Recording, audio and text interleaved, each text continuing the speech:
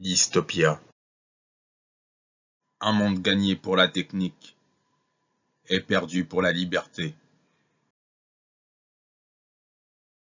Bernanos.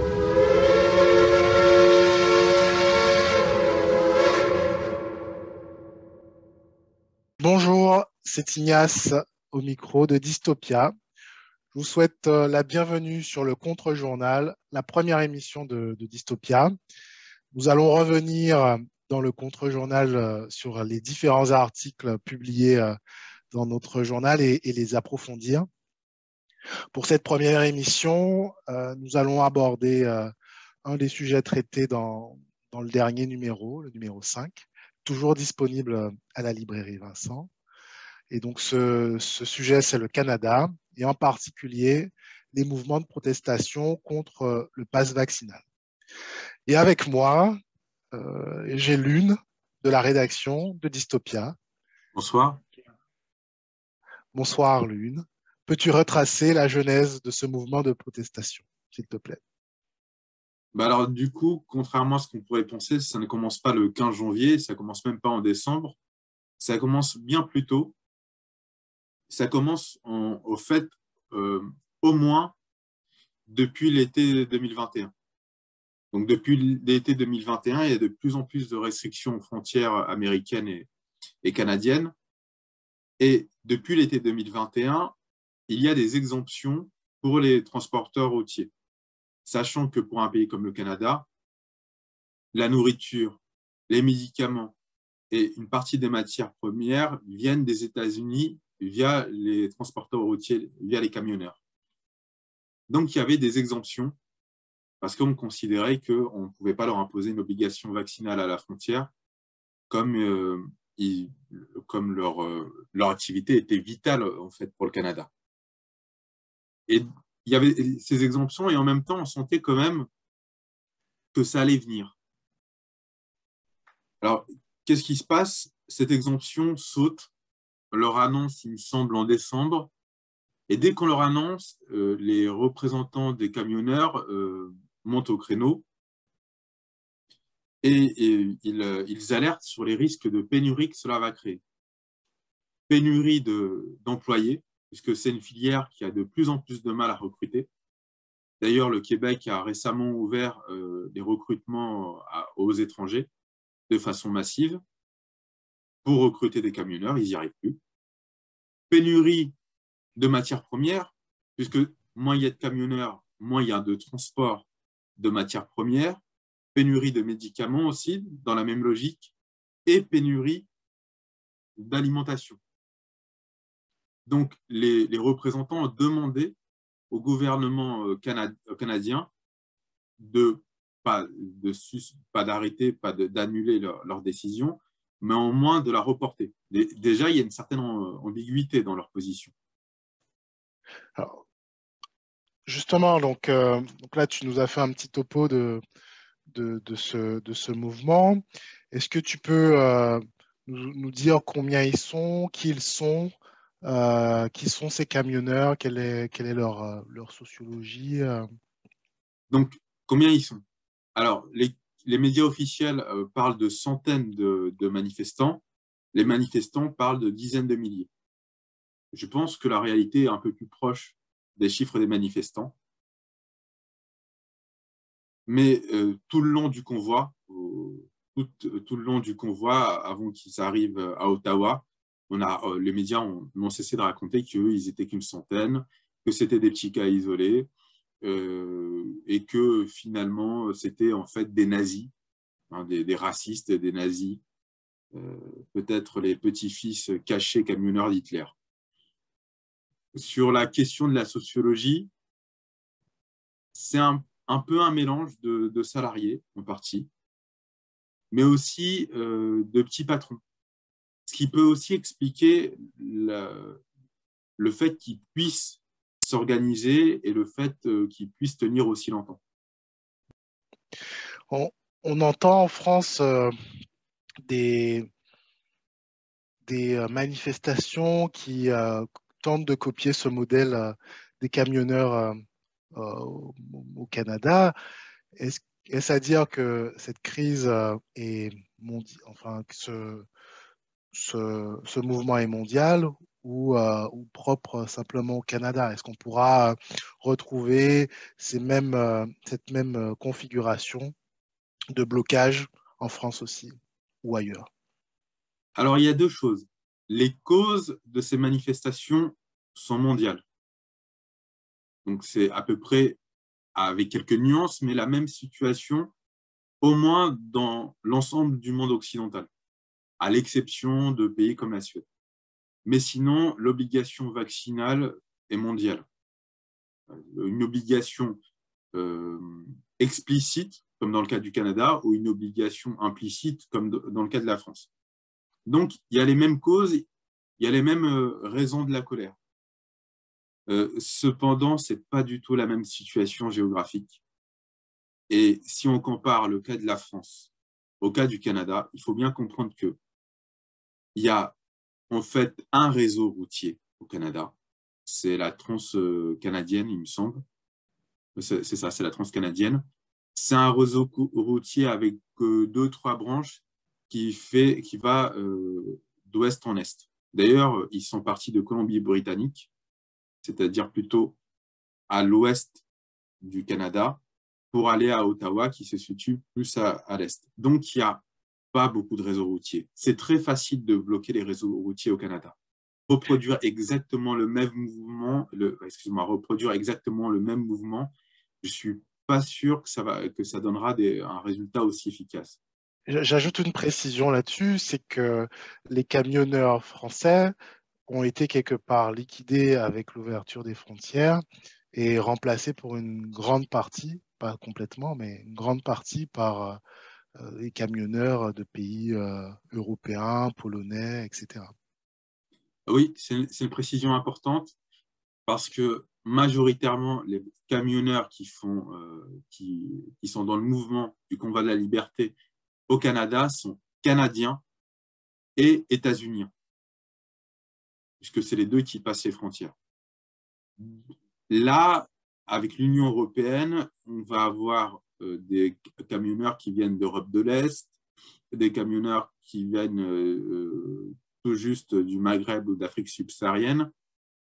Ils sont moins ancrés dans l'histoire. Enfin, on va dire que je reformule ma phrase, ils sont moins ancrés. Ils ont peut-être moins politiquement. Oui, politiquement, c'est très important puisque c'est plutôt conservateur le milieu des camionneurs aux États-Unis et au Canada. D'ailleurs, on l'a senti quand on a vu les soutiens, les principaux soutiens au mouvement, qui étaient les Trumpistes du Parti républicain aux États-Unis et certains membres du Parti conservateur au Canada, dont Erin O'Toole, le chef du Parti conservateur canadien, et Jason Kenney, le premier ministre conservateur de la province d'Alberta. Donc, il y a un ancrage politique. Comment penses-tu que tout cela va évoluer? Là, on a entendu en France, par exemple, le ministre de l'Intérieur, Gérald Darmanin, dire qu'il faudra tout interdire. Le préfet de Paris, l'Allemand, est aussi très ferme sur les décisions, ou en tout cas l'interdiction de manifester pour les camionneurs. On entend au Canada le Premier ministre qui s'est bien caché, Trudeau, dire que c'est inacceptable et qu'il faut absolument réprimer, en tout cas contenir les choses. Comment vois-tu les choses demain? Bain de sang, confrontation, changement du rapport de force? Alors, la première chose, c'est que Justin Trudeau est en panique. Et ça se ressent. Il y a quelques semaines, les membres du gouvernement de Justin Trudeau, et là je pense à son ministre des Transports, M. Omar Al-Rabra, j'espère que je le prononce bien, qui racontait que de toute façon c'était un épiphénomène ce mouvement et qu'il n'y aurait pas de pénurie. Or, on commence à voir des pénuries dans certaines provinces du Canada, et je pense au Québec, même si elles ne sont pas encore critiques, ça commence à peser sur la population. Et si le gouvernement canadien joue la pénurie pour retourner la population contre le convoi des libertés, ça ne semble pas aussi bien fonctionner que prévu. Donc là, les politiques canadiens sont en panique. Et ça, les Français ont bien vu le désastre pour Justin Trudeau. Et ils veulent absolument éviter un mouvement similaire. D'autant plus que je pense que certaines villes, comme Paris, ne tiendraient pas le choc plus de 3 semaines. Ça commencera à devenir très, très lourd pour les Parisiens. Et ça risquerait d'entraîner quelques révoltes supplémentaires qui pourraient vite devenir incontrôlables pour le gouvernement. Donc là, ils sont en train de sortir les griffes, ils sont en train d'aboyer pour absolument éviter le mouvement. La question, c'est ont-ils les moyens, si jamais ce mouvement advenait, ont-ils vraiment les moyens de l'arrêter? Est-ce qu'ils ont les moyens d'arrêter des milliers de camionneurs qui viendraient bloquer Paris? Sachant que je précise, à l'heure où je parle, les camionneurs ont commencé aussi à bloquer l'aéroport d'Ottawa. Donc, je ne sais pas où va ce mouvement, mais il n'est pas anodin, ce mouvement. Donc pour toi, il est porteur d'espoir, ce mouvement. Enfin, en tout cas, il est porteur de mouvements politiques qui peut déstabiliser le pouvoir central. Ah oui, il déstabilise clairement le pouvoir canadien. Et toute la question, c'est jusqu'où est prêt à aller ce mouvement. S'il continue encore et encore sur des semaines, il va quand même forcer, parce qu'il faut être assez clair, il va forcer le pouvoir canadien à envoyer la troupe. On a vu dans certaines localités canadiennes, certains responsables politiques déjà lâcher du lest sur les obligations vaccinales. Donc peut-être que ça pourrait se terminer comme ça, c'est-à-dire qu'il y a un petit recul pour faire mine de ne pas perdre la face. Et donc, on lâche du lest. D'ailleurs, Emmanuel Macron, en France, dit qu'on pourrait éventuellement supprimer le pass vaccinal d'ici mars ou avril. Tout à fait, mais je vais émettre une petite nuance sur le Canada. Ce sont les premiers ministres des provinces qui lâchent du lest. Mais ça ne règle pas le problème de l'obligation fédérale du pass vaccinal aux frontières. Donc, ils peuvent lâcher autant de lest qu'ils veulent, ça ne règle pas le problème principal. Et d'ailleurs, les leaders du convoi ne se trompent pas dessus, puisqu'ils continuent et ils insistent bien sur le fait que leur problème, c'est le pass vaccinal. Mais si à l'intérieur du pays, il n'y a plus de pass vaccinal, ils peuvent plus malgré tout... Ils ne peuvent plus travailler. Parce que tant qu'il est imposé aux frontières, et comme une bonne partie du transport se fait entre les États-Unis et le Canada, tant qu'il est imposé aux frontières, ils ne peuvent plus travailler. Sachant que ce pass vaccinal concerne aussi les camionneurs états-uniens, puisque depuis le 15 janvier, tout citoyen non canadien qui n'est pas vacciné, qui n'a pas son schéma vaccinal complet, se voit interdit d'entrer sur le territoire canadien. Et d'ailleurs, j'ajoute qu'à la frontière de l'Alberta, et ce qui explique aussi pourquoi le Premier ministre de l'Alberta retire les restrictions et se veut, et devient anti-pass vaccinal, parce qu'on ne l'entendait pas tellement avant.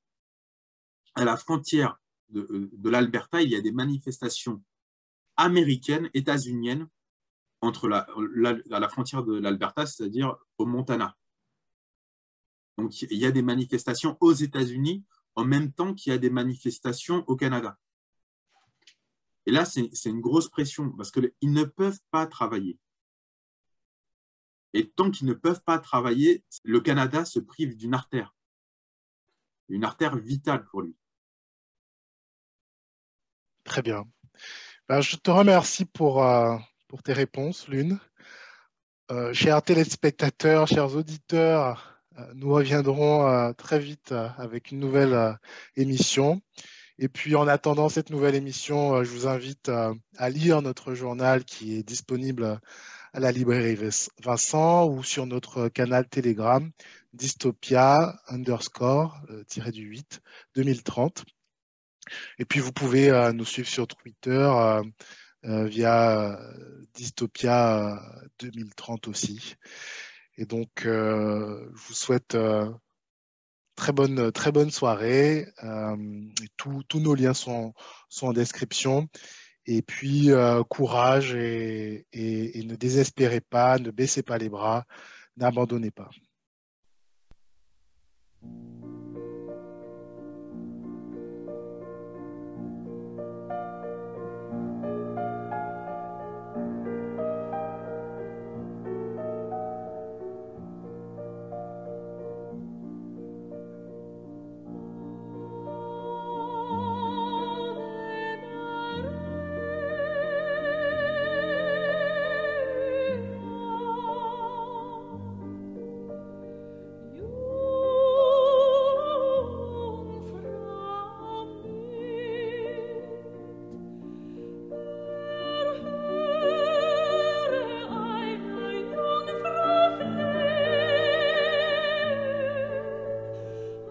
Diesen Felsen